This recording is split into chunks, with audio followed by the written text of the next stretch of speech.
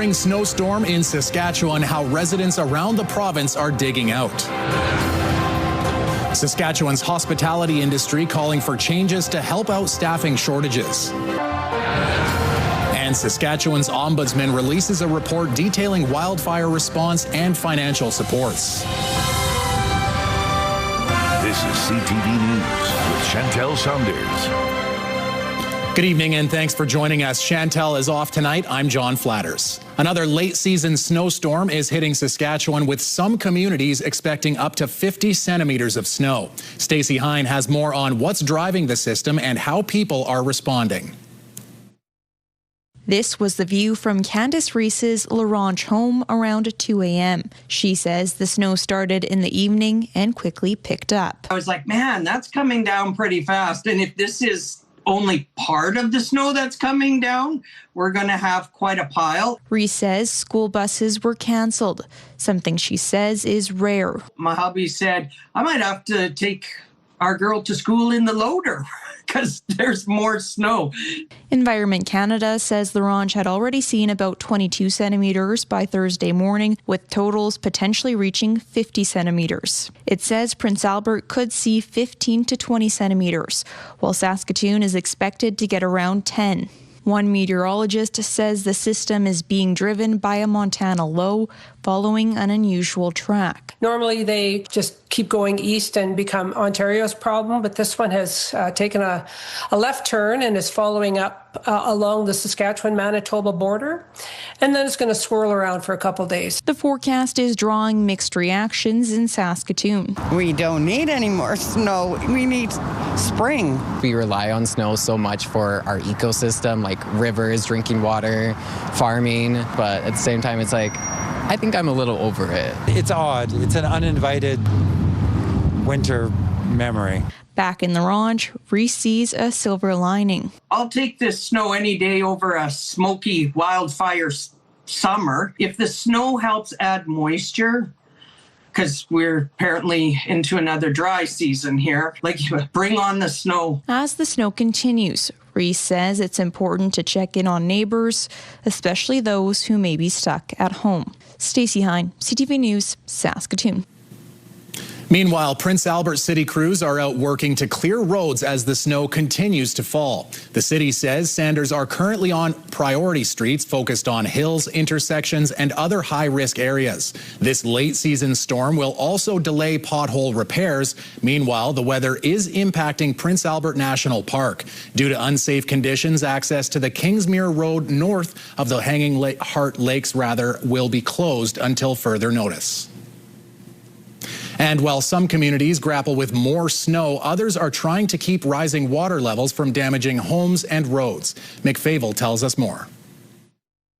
This year's spring snowstorms are taking a toll on the province. A fast melt is leading to high water levels in some areas. In the RM of Fish Lake, a road completely gave way. We have about 12 roads that do have water on the roads, and then we do have a couple of roads that are closed.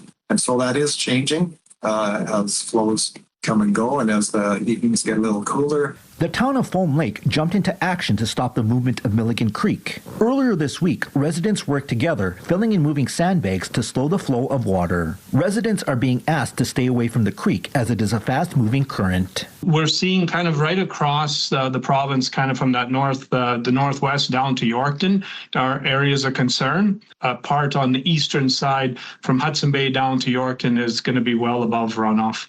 Earlier this week, the RM of Meadow Lake declared a state of emergency in anticipation of potential flooding. Rising temperatures caused significant melting, shutting down roads, some which remain closed. It's kind of stabilized for now. There is a fair bit of snow yet in the forested areas north of Meadow Lake, so that's something we're watching. But as long as the weather stays cool, that will help in making sure that water flows off the landscape. The Saskatchewan Public Safety Agency is currently responding to support requests from the RMs of Meadow Lake, Beardy's and Ogimas's First Nation, as well as Pearceland, Foam Lake, and St. Louis. Right now, there are no concerns for drinking water contaminations. But we have environment officers that work with local communities. We've been in touch with the communities that are, impacted. And if there are concerns with, water treatment plants or wastewater treatment plants, our environment officers work with those communities. As for travelers, the highway hotline recommends checking their website before hitting the road. Mick Favel, CTV News, Regina.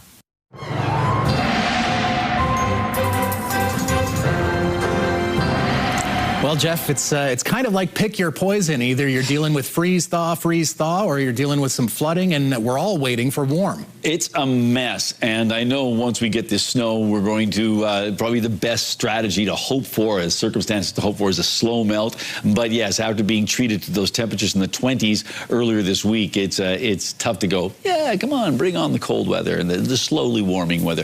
But that would be the best situation, because we do have a lot of snow that is continuing to fall. We talked about Prince Albert. It started snowing in Prince Albert around 7 this morning. There was some freezing rain mixed in. At noon, it was heavy snow. But in Saskatoon, hardly anything to speak of. But that will likely change as this low pressure center continues to cycle around and bring its goodness across our province. La-di-da. So we'll have more on that later on. A potential change in liquor laws could see teenagers bringing a cocktail to your table. Keenan Sorakan reports on a group looking to tweak some regulations to help a long-standing labor shortage. Hospitality Saskatchewan is lobbying the province to allow anyone 14 and older in the service industry to deliver alcoholic beverages to tables. We need to look at almost every opportunity to employ somebody and have them work in our establishments. The Tourism Association says the sector is facing an acute labor shortage, with many establishments looking for any efficiencies they can find right now. The available labor pool across Canada has really seen a shift. And in provinces that are smaller, 1.5 million or less, we're really the canaries in the coal mine. The latest from Stats Canada shows the unemployment rate for 15 to 24-year-olds rose to 14.1% in February, making it more than double the national average of 6.7%. Dan Beavis is used to employing young people working in the service industry for the first time. He says this isn't a change that was on his radar, but knows other bar owners struggling to hire staff who would welcome having additional staff to run drinks to tables. If you have to follow the liquor laws regardless, then what difference does it make if the person's 18 years old or 19 years old? Neither one's allowed to drink it while they're working, so it doesn't really bother me. Currently in Saskatchewan, anyone under 19 is considered a minor, and liquor laws don't allow minors to bring alcoholic beverages to a customer's table or clean tables if an unfinished drink is left behind. But Ben says in smaller centers or rural areas where there might only be one staff member 19 or older, they could use the help. It really would give them a big leg up in just being able to service the customers that they have. Discussions are just getting started with the SLGA and Labor Relations and Workplace Safety. The province says before any decision could be made, it would need to consult with and balance the concerns of stakeholders. However, at this time, no legislative changes are being considered. Keenan Sorakan, CTV News, Saskatoon. The 2025 Saskatchewan Ombudsman report is out, and last year's wildfire response features heavily in it. Jacob Carr explains some of the other key details included. The 2025 wildfires in the province and the response from the Saskatchewan Public Safety Agency featured prominently in the latest Ombudsman report. Last year, the Ombudsman Office opened nearly 400 files regarding the wildfire response, and according to the provincial NDP, the voices of those affected are not being heard. You know, the reason why the report is important is because the people of Northern Saskatchewan deserve answers from this government. They deserve to know that they've heard them. We've done our work on this side of opposition to bring those voices to this legislature. According to McPhail, there are still displaced victims of the Denair Beach wildfires that are living in hotels in Saskatoon, but the provincial government says steps have been taken to provide financial supports to those who have been displaced by the northern fires. They're working on making sure that process is faster, and also there's a part that they've adapted what they've been doing to ensure there's a better response to the community, to have individuals right in the community affected by an evacuation. Uyghur says the SPSA is working on a process that will assist with a direct deposit of funds to those in need of aid due to the wildfires. Another topic of discussion from the report, social services. That sector led the number of in-jurisdiction requests for assistance in 2025 with nearly 750, including instances of end-of-life and life-sustaining medical care. Despite that, the Ministry of Social Services said the report indicates a nearly 5% decrease in the number of requests related to the ministry compared to 2024. And 30 full-time positions have been added to income assistance since 2023. The ministry says it looks forward to continuing to work towards solutions and client service with the Ombudsman. Jacob Carr, CTV News, Regina. One day after the SHA issued an overdose alert in Regina, community organizations say supports for vulnerable residents are more important than ever. Donovan Mace explains. Niwo Yotina Safe Consumption Site Manager Emil Garapi says the potency of a certain batch of drugs in the community is leading to a stark increase in overdoses. It's definitely stronger than it normally is, but I'm not noticing anything like xylazine or any tranquilizer type drugs inside of it as well too. Just that the fentanyl is stronger. Earlier this week, the Saskatchewan Health Authority releasing an alert saying 140 overdose-related incidents have occurred since the beginning of April. That's more than the first 2 months of the year combined, according to Regina police statistics. Now, Garapi says the increased potency also means decreased chance of survival in an emergency. It's also going to take more doses of naloxone to bring people back as well. Well, I mean, proactive is not doing the drugs at all in the first place. The government says it continues to monitor the situation, pointing to its recovery-based mental health and addictions action plan. We have seen successes. Since that plan was introduced, Mr. Speaker, there has been a 28% decrease in overdose deaths in this province. Carr adds the province remains on track to reach its goal of adding 500 new addiction treatment spaces by 2028, needing about 180 more beds to achieve the target. But the opposition is wondering where the plan is to address increasing overdose rates. Their solution is we're going to make sure everyone is recovering, but yet there's people out there that are overdosing today. As Niwo Yotina struggles to keep up with the growing demands with little increase in its resources. With the uprising of people coming in and wanting to make sure their drugs are safe and not wanting fentanyl in their stuff because of the deaths going around, we've definitely seen a lot more people coming in. Now, while the government hopes all people take advantage of the growing access to treatment, Garapi says the plan does little to help those who are not ready nor willing to seek help. Donovan May, CTV News, Regina.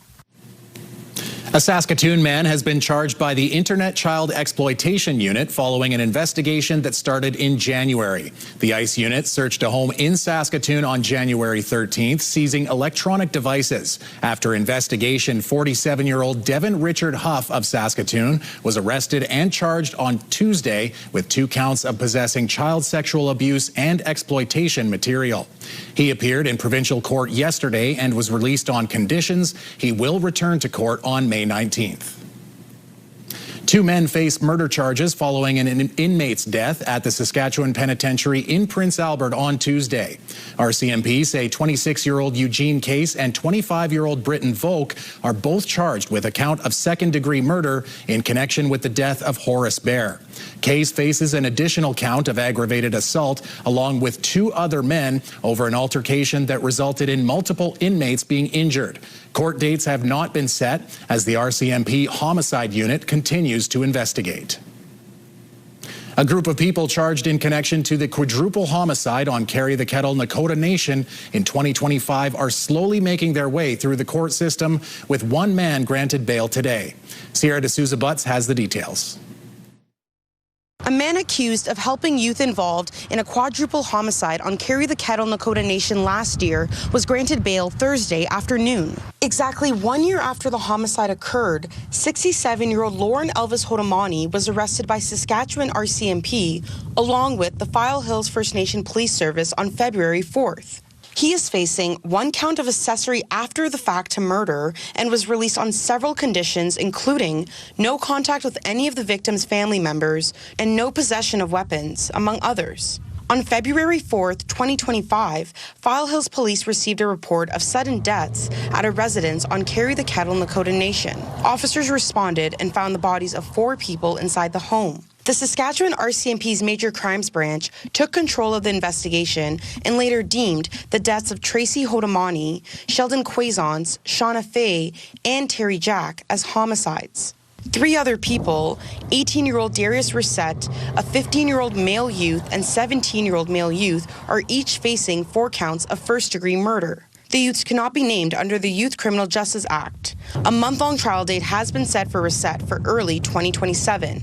As for the 17-year-old, the Crown has indicated it will be seeking an adult sentence following any conviction. The second youth accused in the killings pleaded guilty to manslaughter last month. Hodamani is expected to make his next court appearance in Indian Head on May 19th. Sierra D'Souza Butts, CTV News, Regina. Premier Scott Moe will be the first Saskatchewan Party candidate to be nominated for the 2028 election. The Sask Party says in Shellbrook, the party will nominate its first 61 candidates ahead of the 2028 campaign.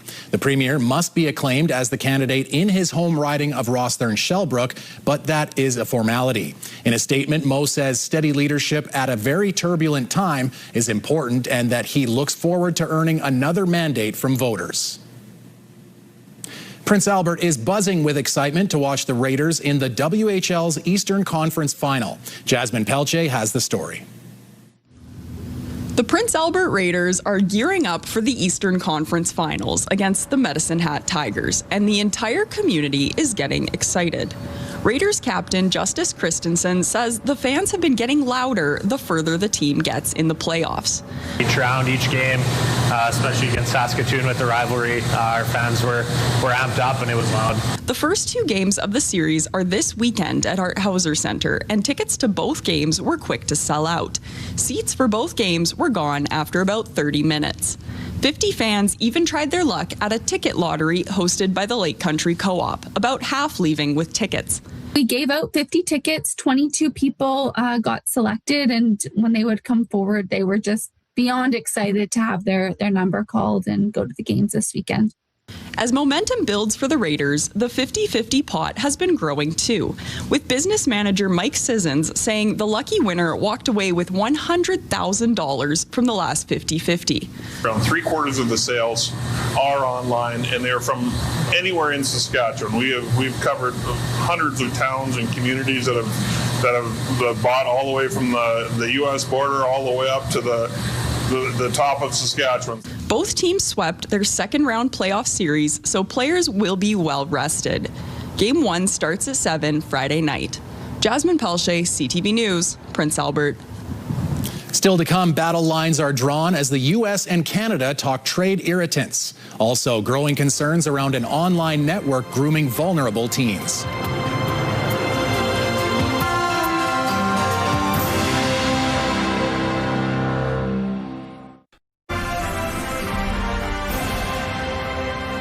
You're watching CTV News live from downtown Saskatoon. Thanks for staying with us. The U.S. Commerce Department says it's looking at new trading sectors to protect as top American officials revive talk of Canadian trade irritants in the run-up to CUSMA negotiations. The Prime Minister responded in a forceful way today, saying he's ready to go into detailed negotiations or wait if that's what has to happen. Mike LeCouture on where things stand and where we go from here. As this Ottawa pub gets ready for a busy night of playoff hockey, the shutout of U.S. spirits has led to a run on Canadian alcohol. We really get asked more about Niagara wines versus the Californias, and we get asked about the Canadian options for spirits as well. The decline in American booze sales is likely why U.S. trade officials continue to bring it up as an irritant. There may have to be an enforcement action to deal with this issue on wine and spirits in Canada. When pressed about that today, the Prime Minister pushed back. You know it's an irritant? 50% tariff on steel, 50% tariff on aluminum, 25% tariff on automobiles, all the tariffs on forest products. Those are more than irritant. Appearing on CNN, Premier Doug Ford made no apologies for Ontario not stocking U.S. alcohol and Ontarians not vacationing in the U.S. It's unfortunate that Canadians are boycotting spending tens of billions of dollars in the U.S. This can come to a quick end. Everyone can thrive and prosper. While criticizing the Carney government for making concessions and not getting any in return, the Conservatives say it's time to hold firm. I don't think we should squander any more leverage after learning from Mr. Carney's mistakes. Polyev believes the focus should be on the 2.6 million Canadian jobs affected by the trade war. The Prime Minister agrees, adding negotiation over American alcohol is a two-way street. We can make progress very quickly on that, with progress in other areas. Carney added Canada is ready to wait for those talks if that's what has to happen, using an increasingly defiant tone as the CUSMA deadline approaches. Mike Lecouteur, CTV News, Ottawa. One day after the RCMP announced terrorism charges against a Quebec man for his alleged involvement with an online network targeting children, we're learning more about how it operates and what parents can do to protect their children from what one expert calls monsters. Andrew Johnson reports. That's the first suicide attempt. When Jason Sokolowski's teenage daughter first attempted suicide, he noticed something odd and began to put together the disturbing pieces of what had led up to her transformation. He says she'd been groomed by someone identifying himself as culprit. It was asking for her to cut. He was degrading her. He says he later learned the person on the other end of the chat was part of the 764 network, and his daughter's suicide attempt was performative. It was on Discord. There was a self-harm group that was open on her laptop when she was in the hospital, and in it there was a bucket list of self-harm that perform these acts and you get status within the group. You become a celebrity within the group. She ended up taking her own life, a death her father considers a homicide, the end of a spiral that can begin when vulnerable kids are approached on games like Roblox or on TikTok, where conversations then migrate to platforms like Discord or Telegram. The initial contact, say experts, is often positive and doesn't look alarming to parents. They don't come out of the gate hard and fast. One of the things that they do is they look for youth that are looking for a need. A good example, friendship and acceptance. Victims end up coerced to send sexual images, mutilate themselves, or harm animals. The group is not simply motivated by money. This group and the associated groups known as the COM are evil. And they are monsters, and their goal here is to inflict as much emotional, psychological, and physical harm on their targets as possible. He feels education is the best tool for parents and children. Ottawa is currently considering whether to restrict access to social media for young people in Canada. One grassroots group of parents says that can't happen soon enough. It's clear that it's unsafe. It's clear that parents can't do this alone. You don't know every platform that's out there, every device your kid can touch. Jason Sokolowski agrees. We don't let kids drive cars, use guns, drink alcohol. Social media is turning out to be just as dangerous to children as any of those three. Sokolowski says he and other parents who have lost children to online extortion are going to be in Ottawa later this month to push the feds in person to better protect Canadian kids. Andrew Johnson, CTV News, Vancouver. All right, Jeff, has anything improved in the last 10 or so minutes, or are we still in for, I was going to say, more winter, we'll say? Well, more winter is right. It certainly is cold, John, and we are anticipating more snow, or at least some snow and shovelable snow, if I can use that turn of phrase, and I just did, here in the Saskatoon area. But other parts of the province have been dealing with some significant weather situations. As we mentioned earlier on in the broadcast, Prince Albert's been dealing with snow since about 7 this morning.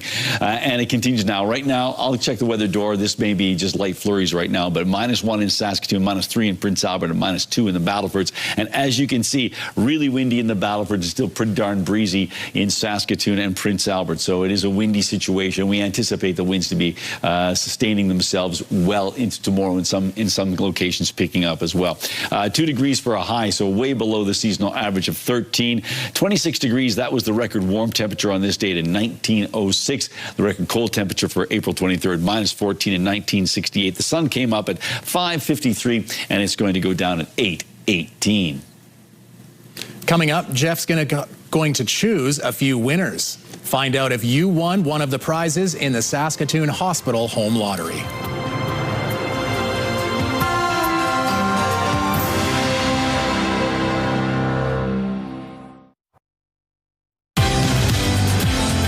Western Hockey League semifinals set to begin tomorrow night. Friday on your morning, we are checking in with the well-rested Prince Albert Raiders, Saskatchewan's last title hope as they face the Medicine Hat Tigers.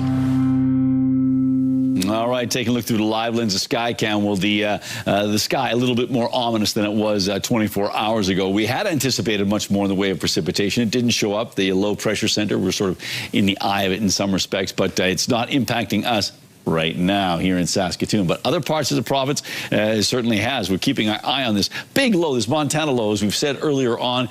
It's big, it's robust, and it's slow moving and coming out of Montana. There you go. So as you can see, a lot of active weather right across the Prairie provinces into parts of Ontario.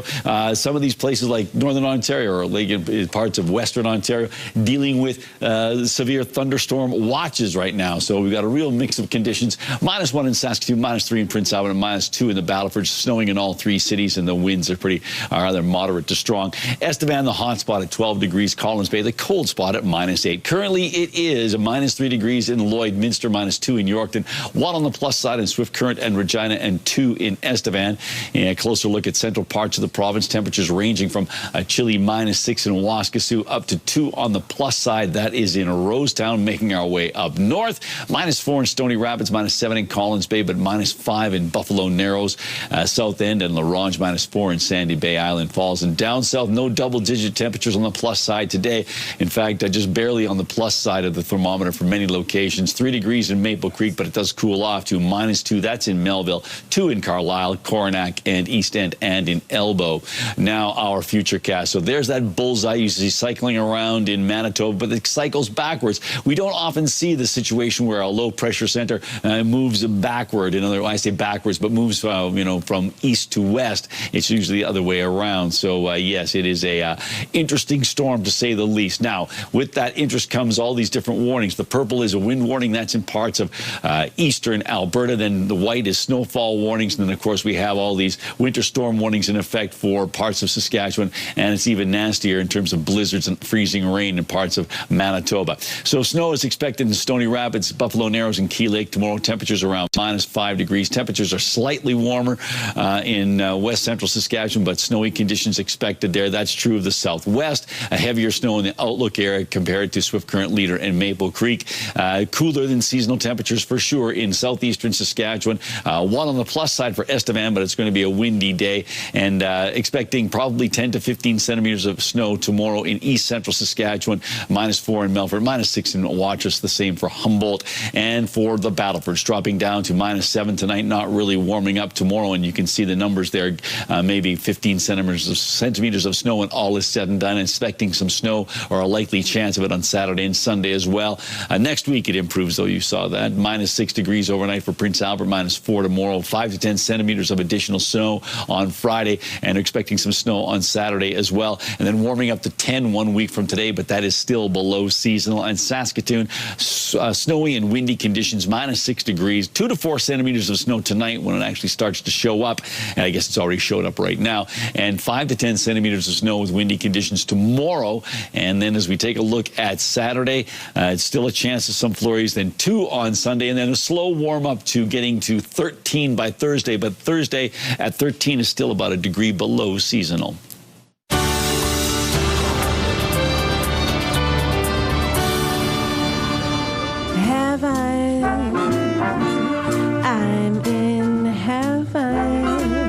Friday, the Basement welcomes the Stone Frigate Big Band, and on Saturday, it's Heidi Monroe and Soul Sensation.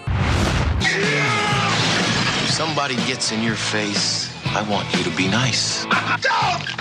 Don't be rude! A drunken cinema screening of Roadhouse is set for Friday night at the Broadway. Remember, this is a 19-plus event.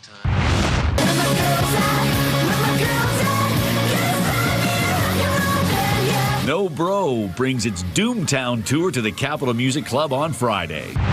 Nice to meet you. Nice to meet you too.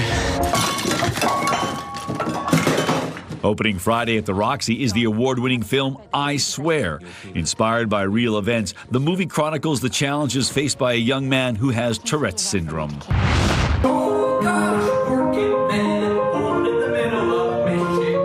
You have until Sunday afternoon to see Assassins. Seen here in rehearsal, this Tony Award-winning Stephen Sondheim musical turns the spotlight on history's successful and unsuccessful U.S. presidential assassins. I bought environmentally friendly ant killer.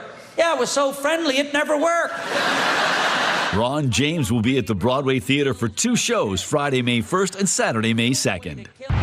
Jancy said if we do this perfectly, we can have the gig for the whole year. Wait, what? Yeah. 25th Street Theatre is taking you on a theatrical journey, figuratively and literally, with Behind Closed Doors. 6 short plays performed in 6 unique locations, as varied as SMF Field and the women's washroom at Louis Campus Bar. Nice to meet you, Fred. What do you do, Fred? Not much, okay. Honest. Is there anyone I can talk to that does something? Saturday, May 2nd, TCU Place welcomes Tom Green and his Stompin' Comedy Tour. All right, Jeff, you have to be 19 to watch The Roadhouse, but you don't have to be 19 to see these photos, do you? You do not. Okay, good. All right. I don't know what to do with that, so I'll just move on. Anyhow, this comes to us from Greg and Tara down in East End, and yes, they had some really strong winds, and Tara tells us we had some extreme winds come through our town last night. Our Evermore Energy Bank sign deserves, quote, shortstop player of the year for catching the town redcoat sign. So you can see it's sort of, the town redcoat sign is sort of impaled on that other sign. So yes, nice snag. And yes, speaking of the extreme winds they had there, they had last night at about 1 in the morning, East End had a wind gust of 108 kilometers an hour. It was wicked windy there. This one comes to us from one of our former colleagues, Doug Podolak. Doug says, this is a shot of the moon and Venus framed by the power lines in the backyard behind our house. A bit of an urban backyard astrophotography. And he says, also adds, hope all is well at the station. Yes, it is, Doug, and thank you for asking, and we miss your company. And finally, from Al says, a frequent visitor posing for a picture at Turtle Lake. That is a great shot, Al. Thank you for sharing that with us. And if you'd like to share an image with us, you can do so by sending it to cfqcnews@ctv.ca. You can scan the QR code on the screen, and please put pick of the day in the subject line. Still to come on CTV News, Jeff tags along to find out the Saskatoon Hospital Home Lottery winners. And a homegrown Saskatchewan Rough Rider calls it a career.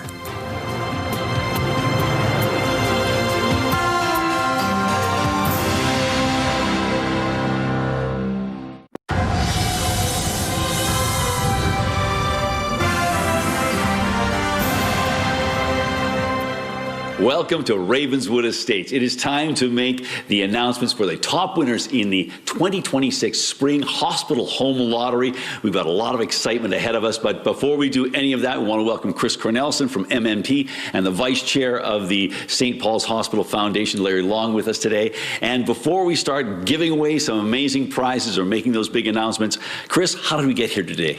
Well, again, we got here today because this lottery sold out before the early birds. So that's why we're announcing today. Now, M&P is pleased to be the ticket fulfillment and draw control service provider for the Saskatoon Hospital Home Lottery.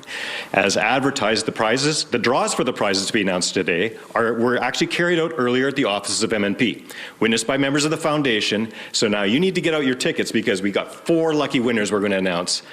Get ready, and good luck, everyone. And good luck indeed. And of course, it's really important to remember that the Hospital Home Lottery supports healthcare across our province in our communities.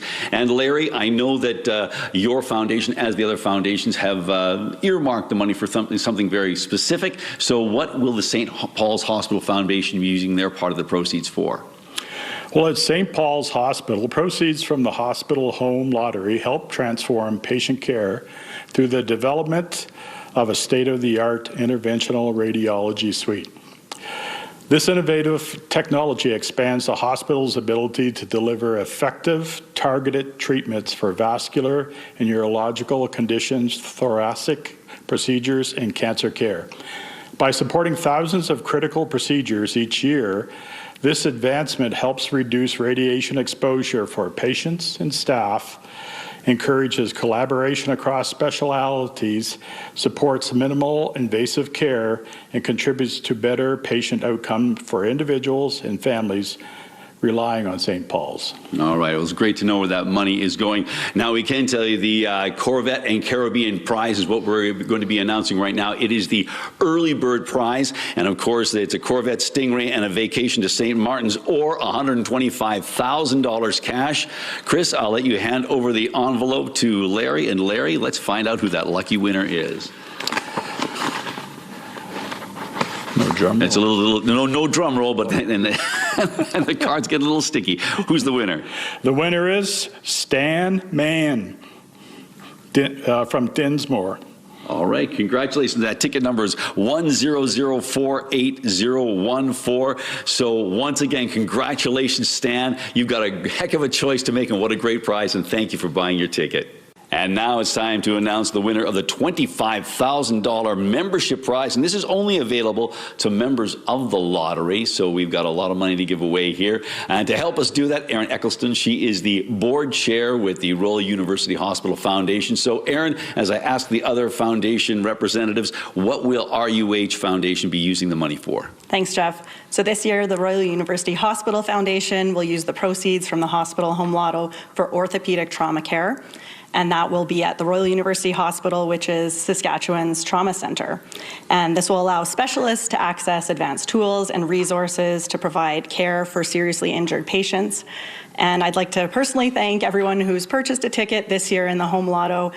Your support means that our health professionals are able to provide world-class care to Saskatchewan residents and that they're ready when the unexpected happens. Understandable. Thanks very much for that information. And now, some special information. Let's find out who that winner is. Let's do it. All right, this is for $25,000. It is the membership prize, and that winner is? The winner is ticket number 10009011.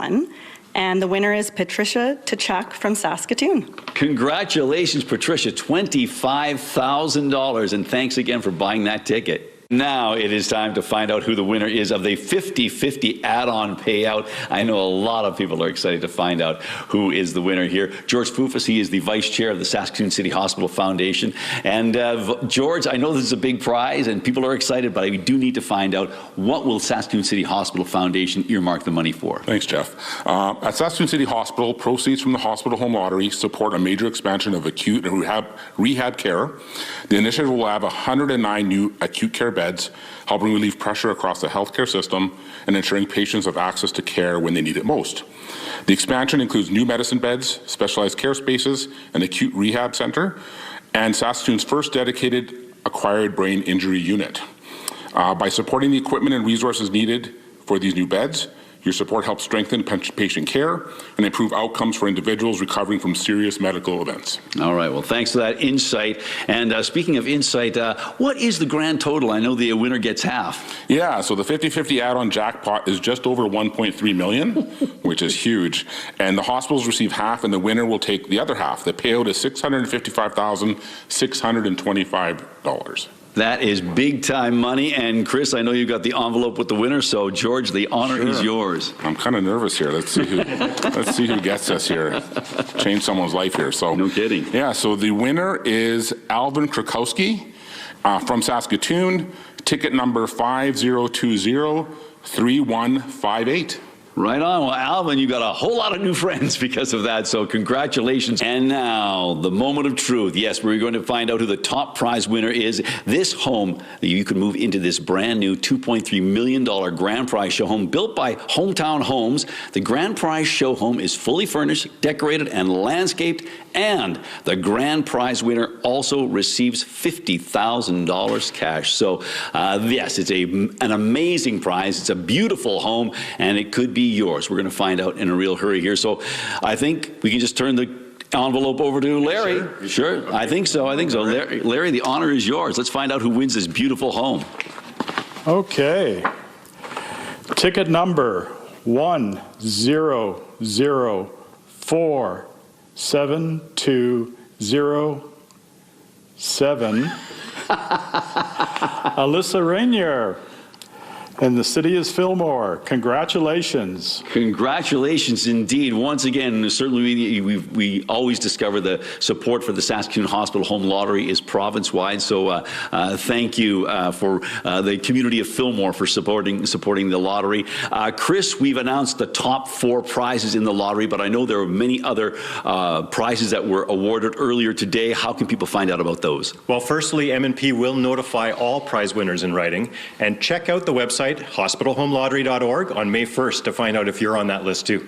Well, congratulations to all the winners. We thank you for your support of the Saskatoon Hospital Home Lottery. We hope we can count on your support for the fall lottery as well. And Larry, thanks for your help today. Glad to be here. This is a great event. Love it. I do too. Thanks so much. When we come back, hanging up the cleats after a Grey Cup championship and another Canadian connection to the recent Artemis II mission.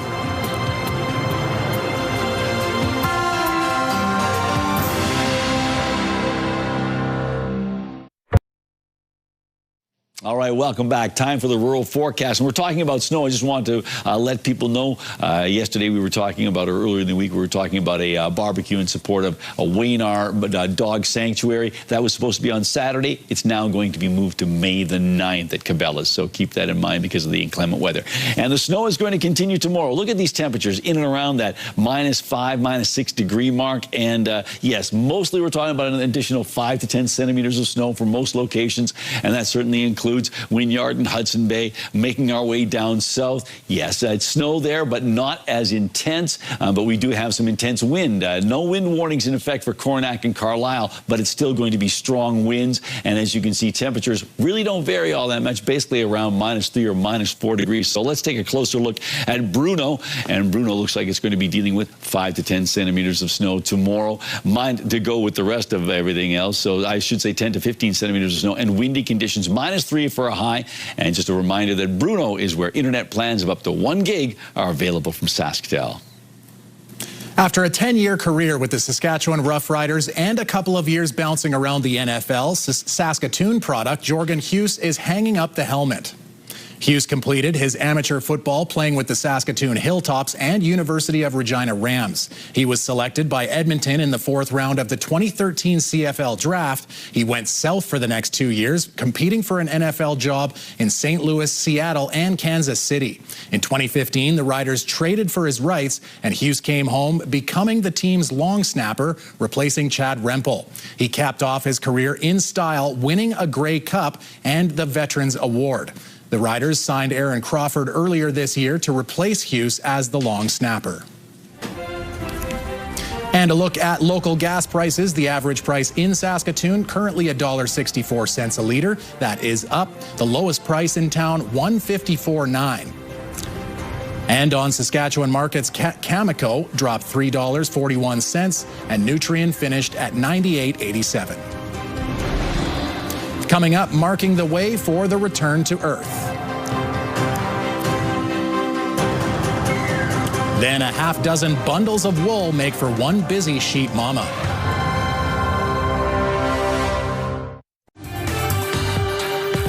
You can get comfortable and settle in with these top shows all right here tonight on CTV. Well, besides Jeremy Hansen, the Artemis II mission has also this Canadian connection. Having a Canadian astronaut involved and then seeing our little marker there playing a role to bring him home safely really meant a lot. The flare that was used to signal the Orion capsule's location after splashdown was made by a company from Ontario. HFI Pyrotechnics supplies the Canadian Armed Forces and U.S. Navy. The president said she recognized the flare as she was watching the landing on TV. And there's a farm in Vermont that has welcomed 6 bundles of joy. She's one busy mom with sextuplets. The lambs were born on April 9th, and they were a bit of a surprise, with the farmers only expecting twins. And even though they're still little, the owners say all of them have apparently developed some personalities already. And boy, that's a good way to finish it off, right? On a pretty cold day, and maybe not exactly a happy day. Everybody's probably thinking they could use a wool coat like that, and maybe even a yellow wool coat like that. So that's going to do it for us. And big congratulations to all the winners of the Saskatoon Home Lottery. And let's say good luck to the Saskatoon or to the Prince Albert Raiders tomorrow.